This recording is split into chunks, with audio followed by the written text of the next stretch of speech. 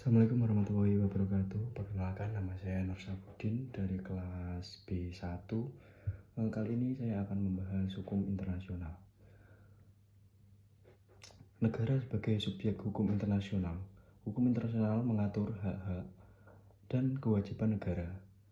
Karena yang harus diurus hukum internasional terutama adalah negara, maka sangat perlu untuk mendapat kerjasama mengenai apa yang dimaksud dengan negara. Bagi pembentukan suatu negara diperlukan unsur-unsur konstitutif sebagai berikut. 1. Penduduk yang tetap. Penduduk yang tetap adalah dalam diatur unsur kependudukan ini harus ada unsur kediaman secara tetap. Apabila penduduk tidak mendiami wilayah secara tetap atau nomaden, tidak dapat dinamakan sebagai penduduk tetap. Sebagai unsur konstitutif pembentukan suatu negara, ada 3 cara penetapan kewarganegaraan sesuai hukum internasional, yaitu jus sanguinis atau penetapan kewarganegaraan melalui keturunan. Kedua, jus soli atau kewarganegaraan seorang ditentukan oleh tempat kelahirannya, bukan kewarganegaraan orang tuanya.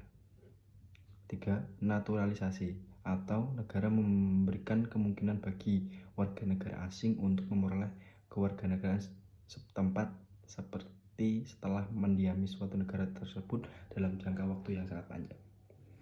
Kedua adalah wilayah tertentu. Artinya adalah suatu wilayah tertentu mutlak bagi pembentukan suatu negara. Suatu wilayah tidak perlulah luas bagi didirikannya suatu negara. Demikian juga dengan wilayah.